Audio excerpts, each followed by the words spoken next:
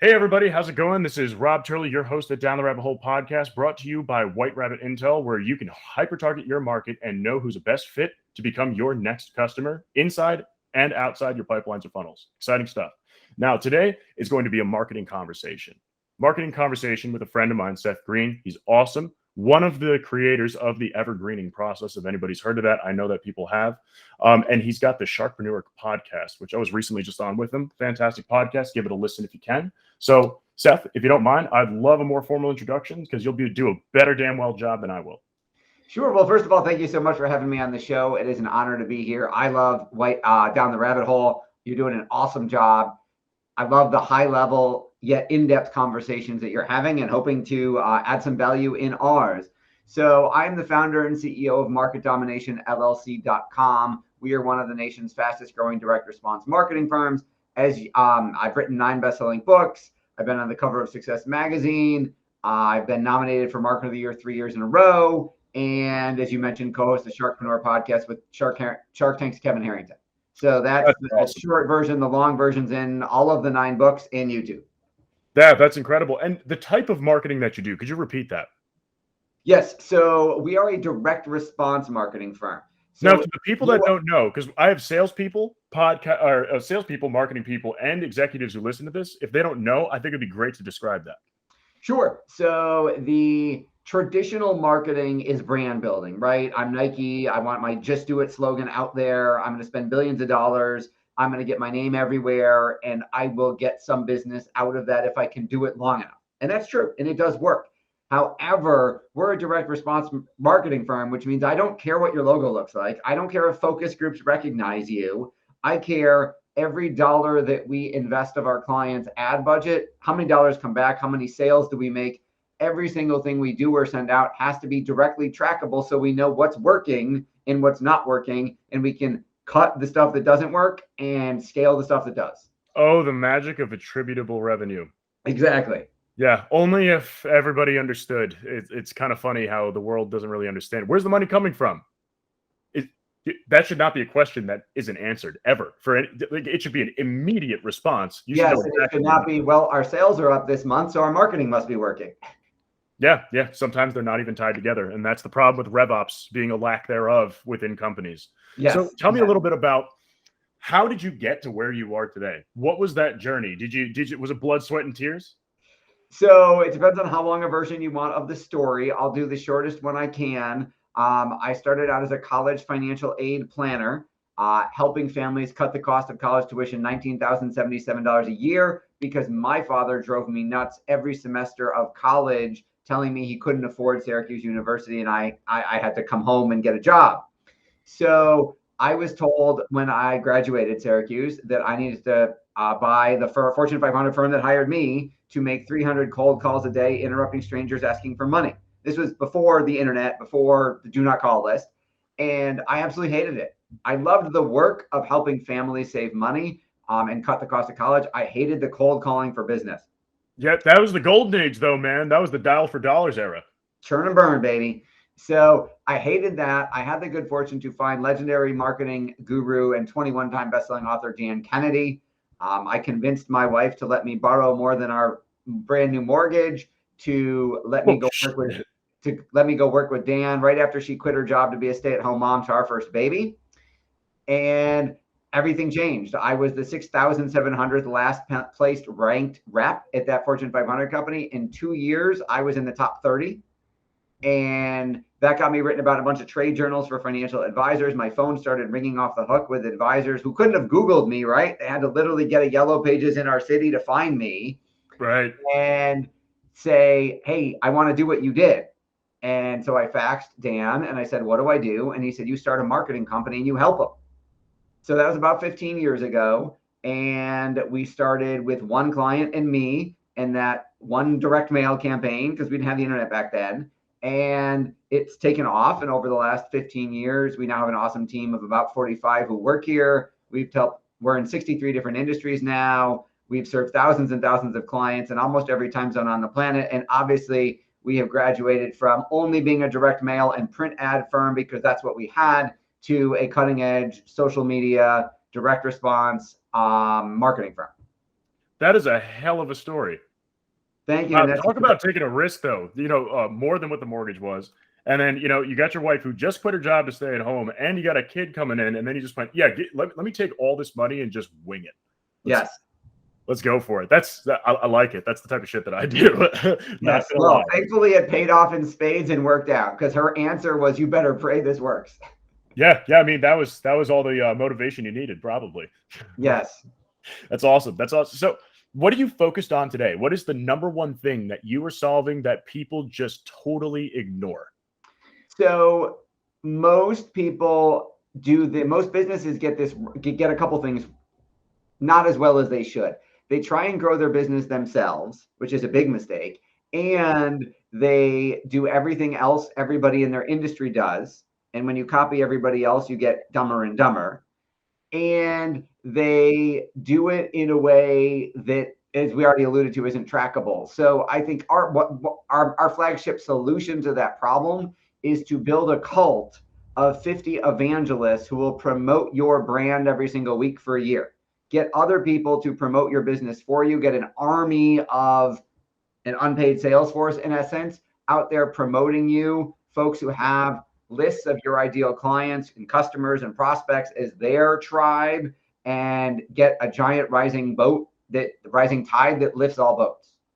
What I love what you said is that the mistake of trying to market yourself and everything else that comes with that. So you and I both know the answer, but I'm not sure if everybody else does who's listening, because I know I do have some startup owners here that are listening to this. But why is that a mistake? And it's not what you think it would be, too. Well, now you got me on the spot, and I'm hoping I have the answer that you're thinking of. So I would tell you there are so many guiding principles in direct response marketing, but I think the first one is don't be boring. And because we live in the attention age, right? People's most valuable commodity isn't their money. It's their literal attention span that we as marketers are trying to buy. And if you're boring, if you sound like everybody else, if you're plain vanilla, no one will want to pay attention to you. If I get 10 financial advisors in the room and ask them what they do, 9 of them will give me the same answer. Mm-hmm. And the prospect doesn't know how to tell the difference. So they will default to either the person they like or the person who's got the cheapest price. Right. And just like you said, with copying other people think that's a good idea because they're successful. It's not. It's learn from what they've done, why it works, reverse engineer it, and then apply it better than they did in a different way. Though I like what you're saying about the 10 financial advisors, 9 of them, it's the exact same pitch or just a very small variation of it.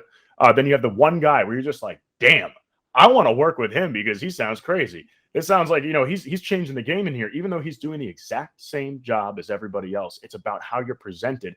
And I like to call it founder's disease, where when you market yourself, it's through your own eyes. You're not putting yourself into the shoes of the customer or the intended buyer. And that creates problems because the way that you see it is not the way that everybody else sees it. And it's not for you. It's for everyone else. I tell that to people all the time. They'll say, we'll be meeting with, a potential client. They'll say, oh, well, I wouldn't do that, or I wouldn't respond to that. And I will say, that's good. You're not your ideal client. Yeah, even if you're the right age and demo, you're seeing it as the business owner. Of course you wouldn't respond to it. Yeah, exactly. It's crazy. It's like, why would they want what you want? Why are you building this for yourself? Are you buying it? Who's paying you? Are they anything like you? No. If they were, they would have solved the problem you solved, wouldn't they? It's crazy how people cannot connect the dots with that. It's not about you. Yes, you have to get out of your own way. And if you can't put yourself in the minds of the prospect, you need to hire a marketing firm that specializes in that vertical and can speak that prospect's pain point language better than you can, because again, it's your business. What is the best, or maybe you can call it the worst example of this that you've ever seen? Wow. Okay. That's a meaty question. That is no names. Well, now you just made it harder to tell a story. So I have seen campaign. So there's so many factors that go into the success or failure of a marketing campaign. I think the target market selection is probably the most important one and probably informs 50% of the success or failure. So, I I got one the other day where I got a marketing package from AARP. I'm too young. I'm way too young by 20 years. They shouldn't be sending me marketing. I'm on their list by mistake. And then, I mean, if you think about the spray and pray, whether it's junk mail that's done wrong, or, I mean, even if you look at, let's say, that we're recording this right in the height of the football playoffs. Look at the commercials on TV where one, you watch them and you don't know what they're selling, and there's no way you're going to remember it. Oh my God, that's my favorite. The commercials where you don't even know what the fuck the product is. Even after the end of it, usually they put the logo where you don't actually know what was just being sold. It's like, who ran that commercial? Right. I think August 6, 2004 is the day that marketing died. That was the day. Let me explain why. I see the puzzled look. That was the day that marketing as we know it died, because that was the day the Martin Agency produced the very first Geico Caveman commercial. Okay, I see you. And then And that's you when all notice the one started coming and all that. Also, they started unknowingly a huge trend of let's make commercials that aren't related to what we do and then tie it at the end. And oh, by the way, let's make them stupid, because if they're stupidly funny, people will watch them and then buy our insurance. And people think it worked because Geico is huge. Unfortunately, it only worked because they spent so much money. So then State Farm copied them, and Allstate copied them, and Progressive copied them, and they're all and Liberty Mutual copied them. And they're all these, and this isn't just in car insurance, but they're all these dumb, like, what does a limo have to do with car insurance? Nothing. Like, they're just trying to be stupid and stand out instead of going, hey, attention, our target market. Here's what we've got. Here's why it's better, why it's different, and here's where to go to get it. Like, when I worked at the Fortune 500 company, AG Edwards, the reason I left was because they did $1 billion marketing campaign. They designed a new logo, the nest egg. Roll over your nest egg. We'll protect your nest egg. And they did $1 billion marketing campaign branding the nest egg. And the VP of marketing who hired the agency, who had this brilliant idea, was doing a road show, and he came to our office and he showed us all this awesome marketing, and it's in the Wall Street Journal. It's on CNBC. It's great. And that had been my first year that I was learning direct response. And I raised my hand. I said, I'm a shareholder. Some of that $1 billion was my money. What was our ROI on the $1 billion ad buy? Oh, they probably wouldn't tell you. And he said, what do you mean? I said, we're an investment firm. Our clients ask us, what is the return on my investments every single day? We invested $1 billion. How much money did we make? How many clients did we get as a company? Oh, we don't know that. We can't track that. We have anecdotal evidence that people saw the ad. Our focus group recognition of the logo is up. I said, no. We can't. We're an investment firm. We invested $1 billion and we can't tell how much money we got back. I need to go start my own company and invest money much more responsibly. So that's one of my worst examples. Car insurance and Fortune 500 financial services companies who don't know how much money they actually made. Though there was a comeback when Allstate released the Mayhem Man. That was freaking genius. Those are the best. I mean, the commercials on YouTube have literally tens of millions of views for people to watch them again. Right. Well, the difference between the Lizard and Mayhem, who was awesome in Oz, by the way, one of my favorite shows. So the difference is his commercials are actually about car insurance. Yeah, right? Things that happen. Relatable. It's literally, let me show you something going wrong and we got to protect you. It's still not a direct call to action. It's still not a use coupon code 147 or go to this website so we can see how many leads we got. But it's better because it's about car insurance as opposed to, like, what does a Lizard have to do with anything? Nothing. What does a limo have to do? Nothing. They're just on there to try and entertain people long enough to get their attention for the 9 to 30 seconds in hopes that if we spend enough long enough, we'll be in their heads and they'll sell some car insurance. And oh, by the way, they did the exact opposite thing. They've trained everybody, save 15%, Allstate, safe drivers, save money. They've trained everybody. Car insurance, home insurance is all about the cheapest price. Customize what you need. Pay the least amount possible for your insurance, which is terrible if you actually get in an accident, which statistically you all will. I, on the other hand, would say, no. It's not about how much money can you save and how cheap insurance can you buy. It's about, I want the best possible coverage so that no matter what goes wrong, I don't have to pay for it myself. I'm literally the only person ever who's called my insurance agent and said, Tom, what insurance don't I have that you sell? I want everything you've got. If I don't have it, sell it to me now. Let me get some more insurance. That's exactly right. I did the same thing. So I'm a progressive. I buy progressive. And you know, it's funny that 15% or more on car insurance. I called Geico to find out because I was shopping around. They would have increased my rate by 217%. That is false advertising. Right. It doesn't always work. Yeah. So it just doesn't work that way. And it's interesting that, you know, Geico and companies like that, look how they're sitting in the market. Geico's almost out of the auto insurance game. Progressive just steamrolled them. So did Allstate. Just, it's done. They've destroyed them. There's nothing but rubble left. And they're still trying to bring it back, and they're still running the gecko. Yes. As if it works. Amen. It's crazy. It's crazy. So moving forward from that, getting into the ad space here is that what is the point of running ads that are memorable? Because I know that you said that it can be memorable, but if it doesn't actually sell the product, then it's useless. If it does sell the product and it's useful, what is it about being, and I use this term quite literally, remarkable, because you leave a mark. It is a remark that you make that leaves a mark. It is remarkable. What is the value behind releasing remarkable content that can evergreen? So there's either no value or a lot of value. There's no value if it's, oh, that was funny. Am I going to go by that Super Bowl Doritos commercial or Cheetos commercial was funny? Is it going to make me go buy Doritos? No. So that's remarkable. And people go, hey, did you see that funny commercial? Yeah. But nobody's eating more Doritos. Now, on the flip side, there's it's remarkable and it moves. Nothing happens until somebody sells something, right? So it's got to actually sell product or services or generate leads. So if you can combine the two, if you can make remarkable content that actually sells something, that's the holy grail. And that's what we try and do here every day.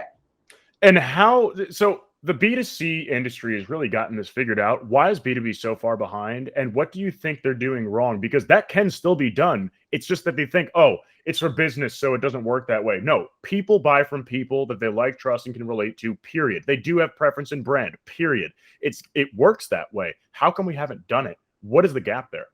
So I think you just hit the nail right on the head and answered your own question, right? It's people think that businesses buy from businesses and business to business marketing. It has to be, my business is different. My customers are too sophisticated. I can't do that. That's not professional.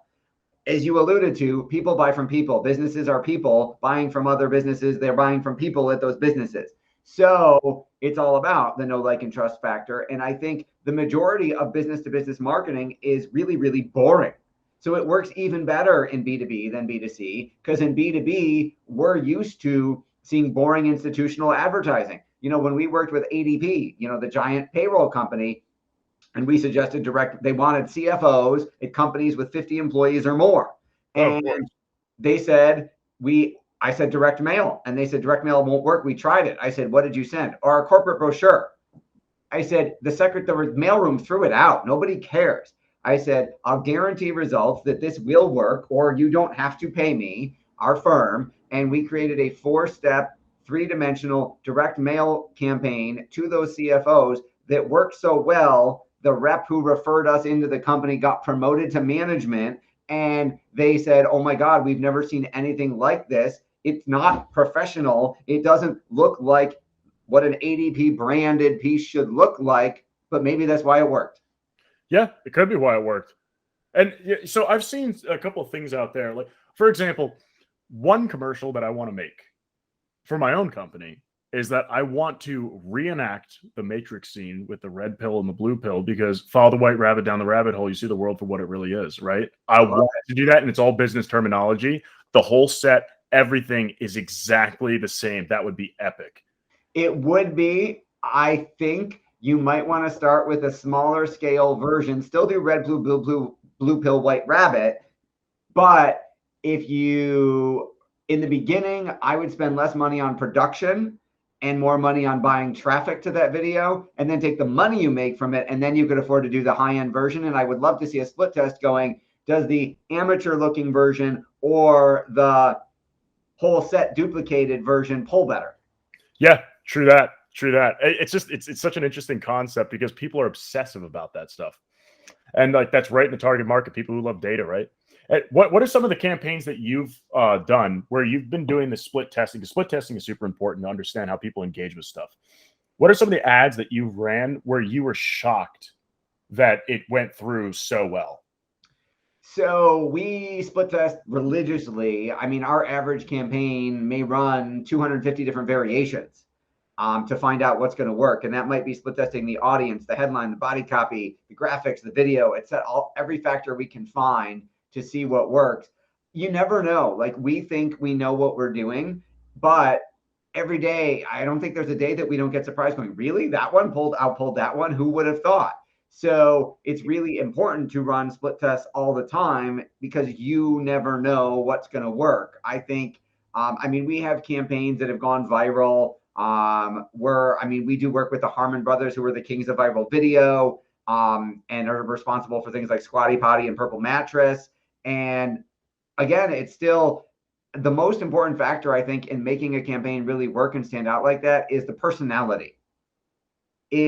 Can we not just be entertaining for entertaining's sake, but is there a personality behind that brand? And it's not an animated lizard, not to keep picking on Geico, but if you remember, you would have read about this as opposed to the folks who are watching and listening who are old enough. But like when Chrysler got the bailout from the government, Lee Iacocca came back and he was the first CEO to ever be in his own commercials. And he's like, I'm Lee Iacocca, I'm the CEO of Chrysler, and this is what we're doing to save the company.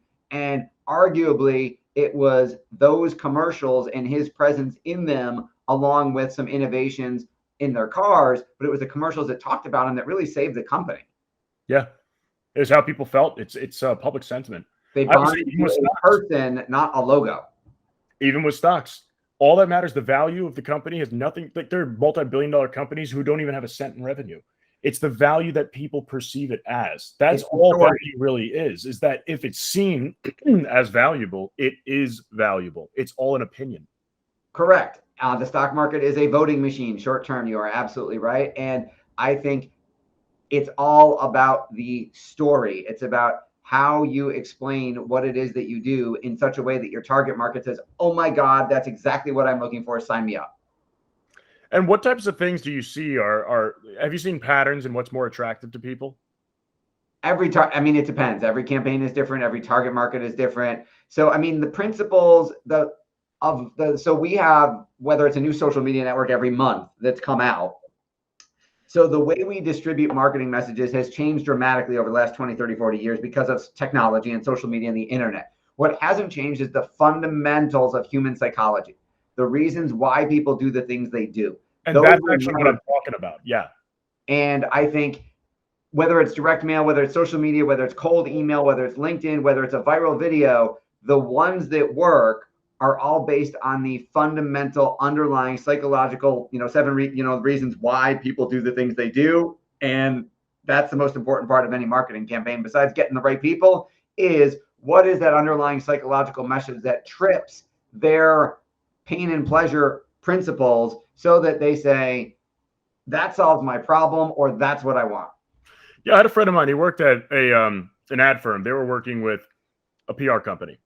With this PR company, they were running social media ads. They were running Google ads, so on and so forth. So they had the button, the CTA, that they would click, and then they would convert from there. That button was red. They ran the ad. They had, pretty decent, just average type of traffic running through it, average amount of conversion. All they did was change that button's color from red to green. When they changed the button from red to green, it increased conversion by 460%. Psychologically, red means stop, green means go. Exactly. It's just stupid little things like that. And when they made it blue, split test where instead of green, it's orange, like an Amazon buy button. Oh yeah, that's interesting. We started doing that on our own website. The buttons are orange, like Amazon buy buttons. Yeah. Yes. Yeah, it's awesome. It's awesome. So how can you play some of that into content that people create where it feels almost like, because e-com is a freaking science. They have that shit figured out to the point where it's like disgusting. Now with e-com, nobody impulse buys. About 86% of all business to consumer purchases are impulse buys, which is ridiculous. Even when you go to the store, pick up groceries, half the shit you buy is just not even what you went there for. Now, because of that impulse buy thing, that's what they structure it off of, which is what makes behavioral data so important for that. But when you're talking about B2B, you can't really use behavioral and intent data because it's a group decision. There is no split decision for them to make that last second purchase at the right exact time. It doesn't work that way. So how can we use some of those elements to drive B2B conversion? So you bring up an excellent point. Yes. Well, it's going to depend on how that business, how the business is selling what it is that they're selling, how they get paid. So you could use some of that behavioral intent data. I mean, that's what you guys do so well, is identifying the right people in an organization who are the right prospects for whatever it is that your clients are going to offer. Now, if it's one person punching in a credit card to buy what the business is selling, well, then that's just like a consumer purchase. It's just a different product and a slightly different target market, and it would work. If it truly, I mean, if you're selling a 6-figure contract, or a 7-figure contract, then yeah, there's a committee that's going to make that decision. But one of the things we found that works really well in B2B is, why not target the whole committee? Why not send individualized marketing to every member, everyone who votes on the buying decision, treat them like they're their own individual prospect, and create a group of champions as opposed to just trying to get in with one. We talk about that all the time too. And instead of doing account-based marketing and spamming the entire fucking business, anybody who's above director level, and creating all that brand damage, why not find the people who are going to be most receptive and then be able to create personalized messaging, not just, you're not blasting them, personalized messaging for each individual person. And that is what I call PBM, or people-based marketing. I love it. That's the way it needs to be done for B2B. And people can't really wrap their head around that. They're trying to implement some of this B2C stuff, like what we're talking about here, but they're making it too much like it's a singular individual purchase. They're going down that route when it has to be that group decision and hyper personalized. It cannot be generalized, and you can't create demand around something and disguise it as an e-com product. Amen to that. Yeah, it's just not the way the world works. And what have you done to try to drive some of this? Well, I mean, even just change people's minds about it. Are we talking about changing people's minds about a specific business buying decision, or convincing business owners that this is how it should be done? The second. Okay. So in that case, I think the results speak for themselves. I think a lot of times people will resist something that sounds different than the way it's always been done here. But if we can overcome that and get them to run a test and see the difference in the improvement in results, then all of a sudden all that resistance goes away. Yeah, you heard that, folks. Seth and I are both open for business here. We will do that for you. And I mean, think about it. The age-old fact of sales: you must be a pattern interrupt. Why wouldn't your marketing or advertising follow suit? Amen. Yeah, it's ridiculous. Nobody is sitting at, whether it's business owner George isn't sitting at his desk telling his secretary, hey, wait a second, hold all my calls, cancel all my meetings. I'm going to sit at my computer and hope that an ad shows up and that I can buy something, right? We're interrupting them. So it has to be a pattern interrupt to get them to stop what they're doing and pay attention to us. Otherwise, you just fit in with all the rest of the noise. And then everybody thinks it was a fantastic, I don't know whoever came up with this idea, but they should be fucking shot if they're not dead already.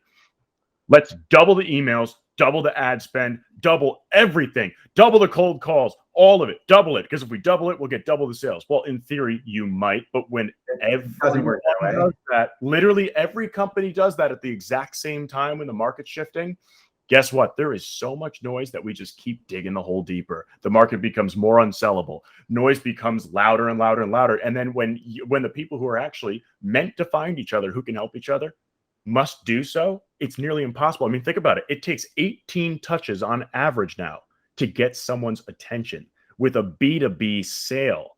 That is absolutely absurd. I mean, 10 years ago, it was 7 to 9. Yep. And so that means you've got to have a more robust, well thought out, well developed follow-up system.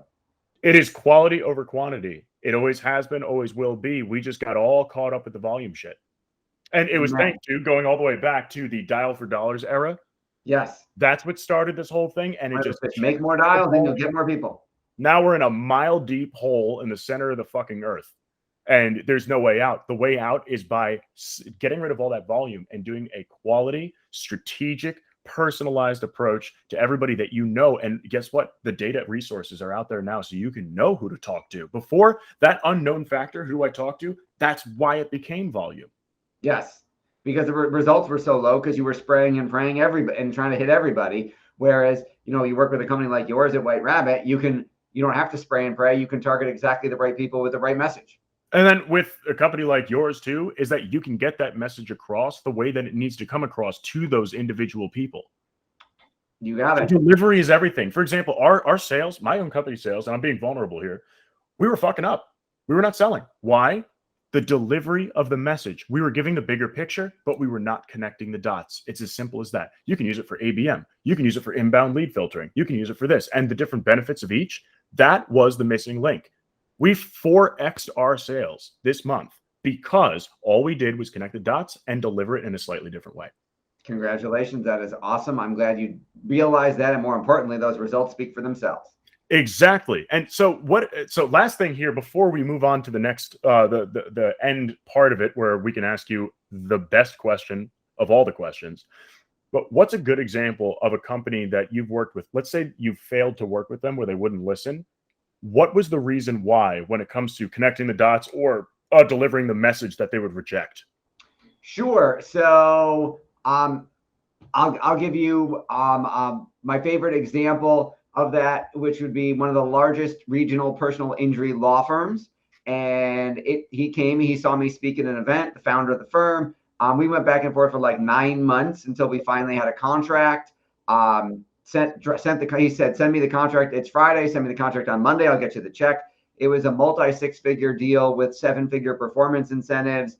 And the check never came.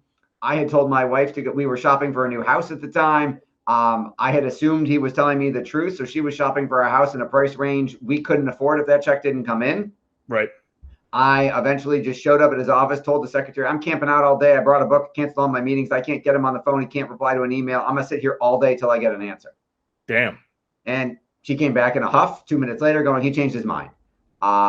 He doesn't believe it can be done.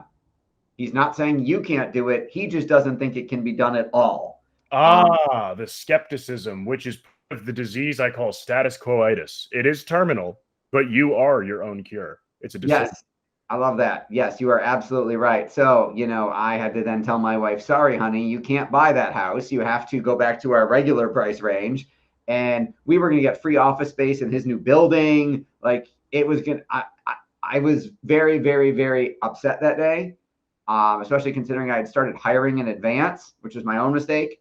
But it worked out because he would have been such a large part of our business and our building that had anything not worked out, we would have been screwed. Diversity leads to stability. Having hundreds of clients works way better than having one that's like half your business.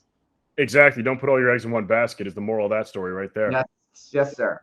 Yeah, 110%. So moving on to the next segment here, we're nearing the end. I want to ask you my favorite question to ask is that if everybody had like a Men in Black mind wiper just flash over their eyes, which seems pretty common these days. And they would forget everything that we just talked about today. What is the one thing that you would want them to walk away with and remember and take action on immediately? I don't know if I can give you one. I will tell you, don't be boring. Lead with your target market first, and then get others to grow your business for you. So I got 3. Beautiful. Have others build your business for you. That's right. Channel sales is a wonderful thing. Wonderful, wonderful, wonderful thing. All right. So next question is, what is the best place for people to find you? Because I'm sure that the people listening today are going to be very interested in the conversation. If they go to marketdominationllc.com, they will see a short sizzle reel about who we are, what we do, who we do it for, and results we've gotten, and some famous people talking wonderful about us.